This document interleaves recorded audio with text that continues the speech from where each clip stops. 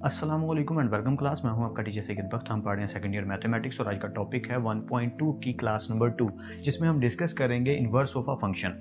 Question number 2 को करने के लिए इसकी वैसे ही जरूरत है जैसे क्वेश्चन नंबर 1 को करने के लिए हमें कंपोजिशन ऑफ फंक्शन को समझना पड़ा था।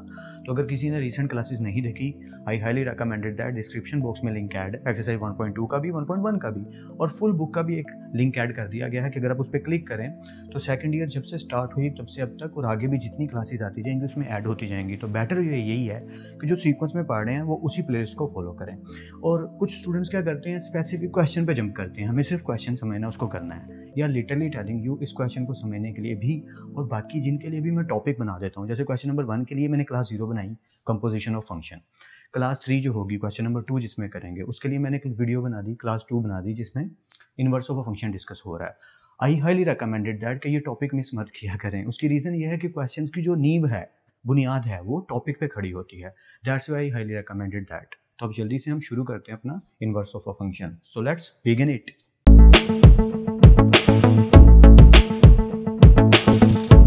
Welcome back guys. स्टार्ट करते हैं अपने टॉपिक को। इन्वर्स ऑफ अ फंक्शन यानी कि एफ इन्वर्स, इसको समझने के लिए हमें फर्स्ट ईयर से थोड़ी सी हेल्प लेनी पड़ेगी। चैप्टर 2 के अंदर आई थिंक सो 2.6 है फर्स्ट ईयर की, जहाँ पे हमने फंक्शंस को डिटेल से देखा था। आई हाईली रिकमेंडेड दैट कि अगर वो वाली क्लासेस भी अगर देखना चाहते हो, रिवाइज करना चाहता है कोई फर्स्ट ईयर की, तो वो भी यूट्यूब पे अवेलेबल होंगी, सर्च करके देख लीजिएगा। लेकिन यहाँ पे जो हम समझने लगे हैं सेकंड ईयर में, आई होप सो कि अब में से बहुतों को फंक्शंस के बारे में नॉलेज होगा। तो जब हम इन्वर्स ऑफ फंक्शन की बात करेंगे तो बेसिक दो चीज़ें आएंगी बीच में, one function and on to function. जी हाँ, वन फंक्शन को इंजेक्टिव के नाम से आप जानते हो, बहुत से स्टूडेंट्स ऐसे हैं जो इंजेक्टिव और सब्जेक्टिव कहते हैं, और ऑन टू फंक्शन को आप सब्जेक्टिव के नाम से जानते हो। अगर ये दोनों नहीं पता, गूगल पे सर्च करो, यूट्यूब पे सर्च करो, लोगों की वीडियोस देखो, मेरी वीडियोस देखो, जिसकी मर्जी देखो, इन दोनों को पहले समझो। वैसे इस वीडियो में भी मैं समझा दूंगा, डोंट वरी, अगर आइडिया तो मिल ही जाएगा। बेटर वे यही है आपको सारे फंक्शंस का पता हो। सेकंड ईयर लेवल है गाइज, आपको आइडिया होना चाहिए। इसके बाद आपके बहुत इंपॉर्टेंट टेस्ट्स होंगे, ठीक है, एंटी टेस्ट जो यूनिवर्सिटी में होंगे। डेफिनेशन पे मूव ऑन करते हैं और स्टेप बाय स्टेप चलते हैं कि देखते हैं कि इन्वर्स ऑफ अ फंक्शन क्या होता है, क्योंकि क्वेश्चन नंबर 2 में यही करना है। लेट एफ बी एक फंक्शन है एफ नाम का, जो कि वन फंक्शन भी है, from x onto y और ऑन टू फंक्शन भी है। मैं फिर से रिपीट कर देता हूँ। जब हम किसी फंक्शन को डिफाइन करना चाहते हैं तो ज़्यादातर हम क्या करते हैं कि एफ नाम का फंक्शन है जो कि एक्स से मैप कर रहा है किसकी तरफ, जी वाई की तरफ। तो हम किस तरीके से इसको शो करते हैं या ड्रॉ करते हैं, हम एक एक्स नाम का एक सेट ले लेते हैं और वाई नाम का भी एक सेट ले लेते हैं, या फंक्शन कह लीजिए, ओके। और इसके जो एलिमेंट्स हैं उनको हम स्मॉल एक्स के नाम से डिनोट कर देते हैं, जैसे x1, x2, x3। यहाँ पे भी ऐसा ही है, y1, y2, y3। मेरी राइटिंग के लिए माजरत, रफ सा लिख रहा हूँ आइडिया देने के लिए। उसके बाद हम ये कह देते हैं कि ये जो है ये हमारी डोमेन है और वो हमारी क्या है, रेंज। ये आइडिया होना ज़रूरी है ताकि हम आगे वाली कहानी समझ सकें। So this is our domain and this is our range. तो हम इनको लिखते कैसे हैं कि जो हमारा x है वो y की जानिब मूव कर रहा है और ये चीज़ हमारी शो कर रही है f को। तो कुछ स्ट्रक्चर ऐसा है कि f be one function from x onto y। अब यहाँ पे दो बातें आती हैं जो पहले आपको पता होनी ज़रूरी है डेफिनेशन के according. The inverse of function f denoted by f inverse, ये तो क्लियर है, f इनवर्स से हम डिनोट करेंगे अपने किसको, इनवर्स ऑफ अ फंक्शन को। लेकिन उसके लिए दो शर्तें हैं, मैं फिर से रिपीट कर देता हूँ। f इनवर्स फंक्शन को हम डिनोट करेंगे f इनवर्स से, f इनवर्स को, यहाँ इनवर्स ऑफ फंक्शन को। यहाँ पे शर्तें दो क्या है कि जो दो फंक्शन वन फंक्शन की स्टेटमेंट को ट्रू करार दे रहे हैं, ऑन टू फंक्शन की स्टेटमेंट को ट्रू करार दे रहे हैं, वो क्या होते हैं। अगर मेरे पास दो सेट्स हैं या दो फंक्शन हैं और वो दोनों फंक्शन वन फंक्शन को भी ट्रू कहते हैं और ऑन टू फंक्शन को भी ट्रू कहते हैं, तो ऐसी कंडीशन में ही मैं उनको चेक कर सकता हूँ कि उनका इन्वर्स ऑफ अ फंक्शन निकलेगा कि नहीं निकलेगा। स्टोरी थोड़ी कॉम्प्लिकेटेड है लेकिन ठीक से सुनिएगा, मैं रिपीट कर देता हूँ। फर्स्ट ईयर बहुतों ने सही से पढ़ी होगी, उन्हें याद भी होगा। जिन्हें कन्फ्यूजन है वो ये टॉपिक रिवाइज करो। बाइजेक्टिव क्या होता है वो भी बताने लगा हूँ। देखो, इंजेक्टिव कहते हैं वन फंक्शन को, ऑन टू फंक्शन को सब्जेक्टिव कहते हैं। और जो चीज़ जिस फंक्शन में ये दोनों चीज़ें हों, जिस फंक्शन में दोनों चीज़ें हों, यानी वो इंजेक्टिव भी हो वो सब्जेक्टिव भी हो, ऐसे फंक्शन को बाइजेक्टिव कहते हैं। क्या कहते हैं, बाइजेक्टिव। या बाइजेक्टिव क्या होता है, वो इंजेक्टिव भी होता है, इंजेक्टिव प्लस सर्जेक्टिव। मैं आइडिया दे रहा हूँ इसलिए टाइम जल्दी कवर अप करने के लिए स्पीड में बोल रहा हूँ, ठीक है। जो इंजेक्टिव भी और सब्जेक्टिव भी हो। अब देखते हैं इंजेक्टिव और सब्जेक्टिव होता क्या है, रिवीजन हो जाएगी। देखो क्या लिखा है, दो फंक्शंस हैं x ये x है हमारा सेट और ये फंक्शन y y सेट है। रेंज ऑफ f की जो रेंज है, f की जो रेंज है is a subset of y।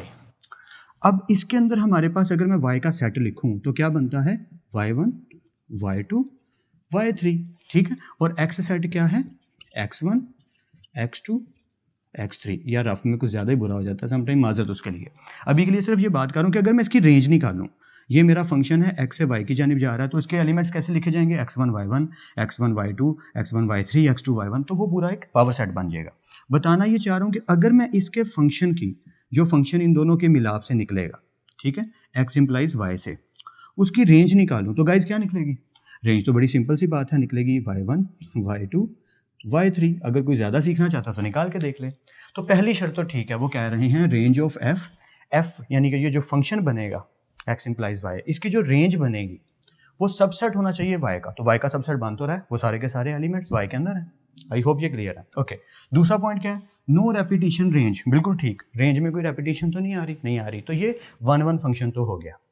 एक कंडीशन ट्रू होगी, ये होता है 1 1 फंक्शन कि जो हमारा y सेट है उसके अंदर जितने एलिमेंट्स हैं रेपिटेशन नहीं होनी चाहिए, और जितने एलिमेंट्स आए वो सारे के सारे y सेट का सबसेट बनते हो जब हम उनकी रेंज लें। आई होप ये क्लियर हो रहा है, ठीक है। ओके, पॉइंट नंबर 2, और वो फंक्शन ऑन टू फंक्शन भी होना चाहिए। ऑन टू में क्या बात होती है, ऑन टू की बात यह है कि जो रेंज आएगी, जो रेंज ऑफ फंक्शन f की जो रेंज आई है वो एग्जैक्टली इक्वल होनी चाहिए y सेट के। तो देखो क्या ये एग्जैक्टली इक्वल है कि नहीं, ये दोनों सेट एग्जैक्टली इक्वल हैं या नहीं। आई होप आप देख पा रहे हो, या they are quite exactly equal. तो दोनों कंडीशंस ट्रू हो गई कि ये जो हमने फंक्शन अभी क्रिएट किया, ये रफ सा हमने खुद से बनाया, ये 1 1 फंक्शन भी ट्रू करार दे रहा है और ऑन टू फंक्शन भी ट्रू करार दे रहा है। और ये कैसे पढ़ सकते हैं, ज़रा अब ठीक से डेफिनेशन की तरफ मूव करते हैं। Let f 1 1 function from x onto y। x onto y का मतलब x से y की जानिब जा रहा है, x से y की जानिब जा रहा है। तो क्या होगा कि जब x में वैल्यू पुट करेंगे उसमें, तो y का आंसर निकलेगा। क्या x में वैल्यू पुट करेंगे तो उससे y का आंसर निकलेगा, इसे कहेंगे x onto y। I hope ये क्लियर है। अब इनवर्स की डेफिनेशन, अब पढ़ने लगे हम इनवर्स की definition. The inverse function of f का इनवर्स फंक्शन डिनोट किया जाएगा f इनवर्स से। किससे डिनोट किया जाएगा, f इनवर्स से। मैं अभी बनाता नहीं हूँ, अभी बताता हूँ, बताता हूँ पहले। ओके, f इनवर्स से डिनोट किया जाएगा। f inverse is a function from y onto x, from y onto x। जैसे ये था x ऑन टू y, तो हमारा जो f इनवर्स है वो क्या होगा, वो उल्टी जानिब में चलेगा, ऑपोजिट डायरेक्शन में चलेगा, यानी कि वो ये कह रहे हैं वो y ऑन टू x होगा। आई होप ये बात आप ठीक से समझ पा रहे हो। मैं रिपीट कर देता हूँ, जैसे f 1 1 फंक्शन, ये तो बात हो गई कि उसके एलिमेंट्स और उसके एलिमेंट्स होने चाहिए। From x onto y, x से y की जानिब जो जा रहा है वो हमारा f एक फंक्शन है। इनवर्स फंक्शन जो है यहाँ से देखिए, f inverse is a function from y onto x, y से x की तरफ जा रहा है, ठीक है। एंड इज डिफाइंड बाय, अब ये वाली बातें बाद में करते हैं कि इसको डिफाइन कैसे किया जाता है। अभी के लिए बात एक और सीख लेते हैं यहाँ पे जो समझने वाली है। देखो, जब मैं x की वैल्यू पुट करता हूँ तो किसका आंसर आता है, y का। ये हो गया x मैपिंग y, कि x की वैल्यू y की तरफ जा रही है। ऐसे ही है ना, x की वैल्यू पुट करते हैं y का आंसर निकल आता है, x की वैल्यू पुट करते हैं y का आंसर निकल आता है। तो ये डोमेन होगी, ये रेंज होगी। अब यहाँ स्टोरी चेंज होगी, जब हम f इनवर्स की बात करेंगे तो स्टोरी चेंज हो जाएगी। क्यों, अब हम y की वैल्यू पुट करेंगे और x का आंसर आएगा। या यही तो स्टोरी चेंज है, यही तो मज़ा है कि अब हमारी y डोमेन बन जाएगी इसकी तरफ से और x हमारा रेंज बन जाएगा। तो अकॉर्डिंग टू दिस हमारी इक्वेशन क्या बनेगी, ये मज़ेदार काम है। बात समझ रहे हैं ना ठीक से। देखो क्या कह रहा हूँ, मैं रिपीट कर देता हूँ। जैसे y का आंसर निकालने के लिए हमें कहा कि हम x की वैल्यू पुट करेंगे तो y का आंसर आएगा। तो अब हमें x का आंसर निकालना है, क्या पुट करना है, y को पुट करना है। लेकिन यहाँ पे एक चीज़ याद रखिएगा कि जब f उधर जाएगा तो f इनवर्स हो जाएगा। तो इक्वेशन बनी x is equal to f inverse y। I hope ये क्लियर है आपको। अगर इसमें कोई कन्फ्यूजन है तो वीडियो को पीछे करके देखो मैं क्या बातें बोल रहा हूँ। समरी बता देता हूँ जल्दी से। दो फंक्शंस हैं x और y, उनके एलिमेंट्स हैं। दो चीज़ें चेक करनी है, 1 1 फंक्शन और ऑन टू फंक्शन। x से हम y की जानिब जा रहे हैं, ये ऑन टू है, इसे कहेंगे फंक्शन। 1 1 फंक्शन वो होता है जिसमें रेंज ऑफ f जो है, जो हमारा फंक्शन है उसकी जो रेंज आ रही है, रेंज यानी कि दूसरा सेट जो बनता है वो सबसेट होना चाहिए y का, और उसमें रेपिटेशन नहीं आनी चाहिए। और जो हमारा ऑन टू फंक्शन है वो ये कहता है कि जितनी रेंज की वैल्यूज़ हैं वो इक्वल होनी चाहिए पूरे के पूरे वाई सेट के।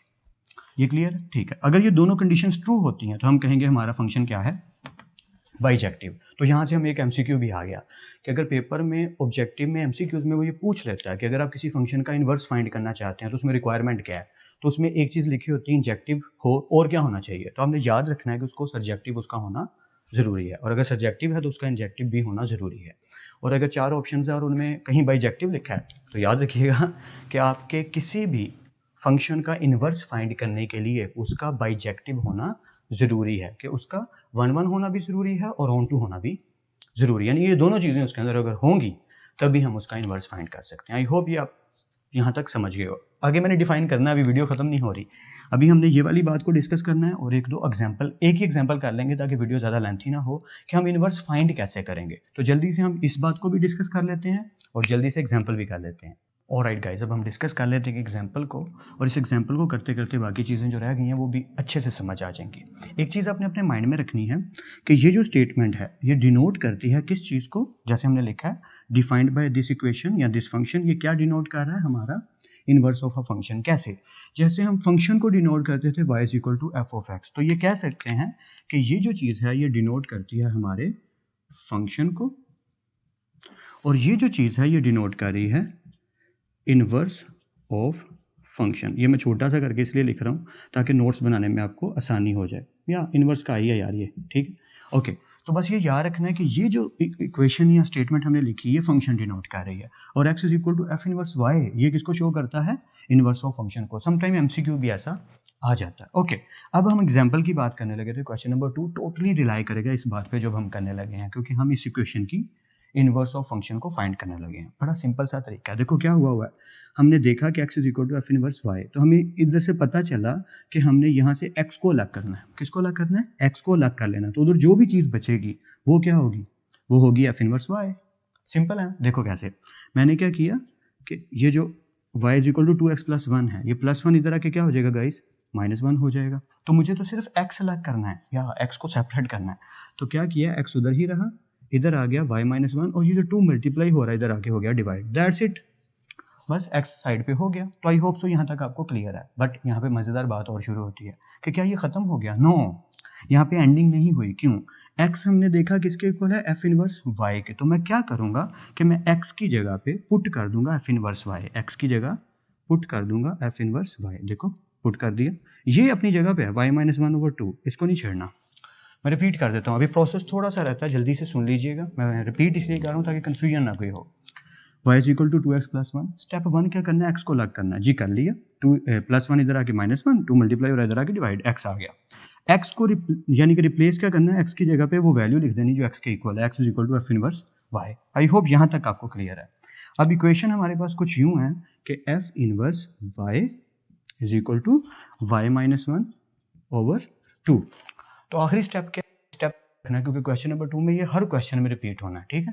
कि हमने क्या करना है कि हमने रिप्लेस कर देना है, रिप्लेसिंग y विद x। जी हाँ, हमने जहाँ जहाँ y है वहाँ वहाँ क्या लगा देना है, x। अब आप सोचेंगे सर ये आ तो गया आंसर, क्या जरूरत है रिप्लेस करने की, अब क्या करें, बुक वाले भी थोड़े टेढ़े हैं पर मेरे हैं, क्या करें।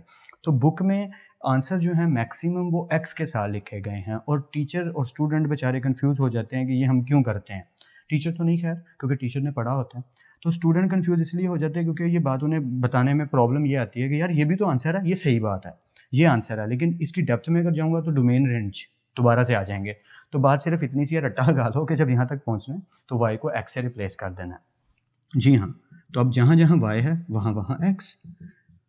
लो जी, आपका फाइनल आंसर आ ही गया। That's it finally. तो ये हमारी जो हमने डोमेन रेंज की स्टोरी को निगलेक्ट करके निकाला चीज़ को, वो ये है कि हमें जो एग्जांपल मिली हमने उसको टेक किया, x को अलग किया, x को जब लिख लिया कि x अलग हो गया तो उसकी जगह लिख दिया एफ इनवर्स y। तो ये जो इक्वेशन बनी इसमें हमने y की जगह रिप्लेस कर दिया x को। Confusing? No, it's quite easy. जब क्वेश्चन करेंगे तो और आसानी से समझ आएगी। डेफिनेशन आई होप सो आपको क्लियर होगी। f एक फंक्शन है, x और y दो एलिमेंट्स मैंने पहले लिखा हुआ था कि हमारा जो f फंक्शन है वो हमेशा x से इंप्लाइज करता है किसकी तरफ, y की तरफ। ये स्मॉल एक्स नहीं लिखना चाहिए, कैपिटल ही लिखना चाहिए, क्यों फिर आपको भी आदत कहीं ना पड़ जाए, क्योंकि कैपिटल एक्स का मतलब है पूरा सेट, वाई का मतलब है पूरा सेट, और स्मॉल एक्स का मतलब है उसके एलिमेंट्स, और वाई के स्मॉल वाई का मतलब है वाई के एलिमेंट्स। ओके, जो कि 1 1 फंक्शन भी है और ऑन टू भी है। कहाँ से? एक्स से वाई की तरफ।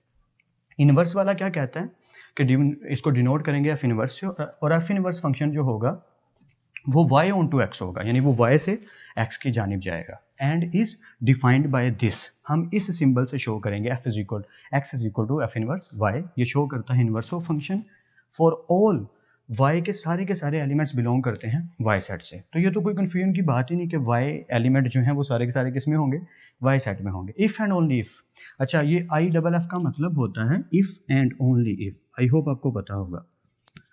इफ़ एंड ओनली इफ़ यानी कि सिर्फ और सिर्फ तभी जब y is equal to f of x हमारा फंक्शन हो, जहाँ पे डोमेन रेंज फाइंड करते हैं।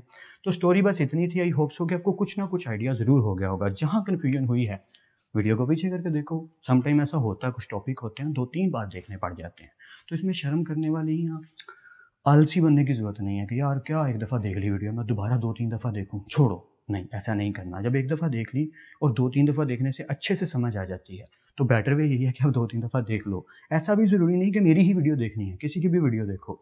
टॉपिक समझना इंपॉर्टेंट है, आपको समझ आनी ज़रूरी है। तो मैं जितना आसान हो सकता है करके बताने की कोशिश जारी रखता हूँ, आप भी कोशिश कीजिए, प्रैक्टिस भी कर लीजिएगा। क्वेश्चन नंबर 2 नेक्स्ट क्लास में इंशाल्लाह करते हैं। फिर मिलते हैं नेक्स्ट लेक्चर में। तब तक अपना और अपने घर वालों का बहुत ख्याल रखिएगा। खुद आप सबको बेहद खुश रखे और बहुत कामयाब करे। खूब मेहनत करते रहिए स्मार्ट वर्क के साथ। अल्लाह हाफिज़ क्लास।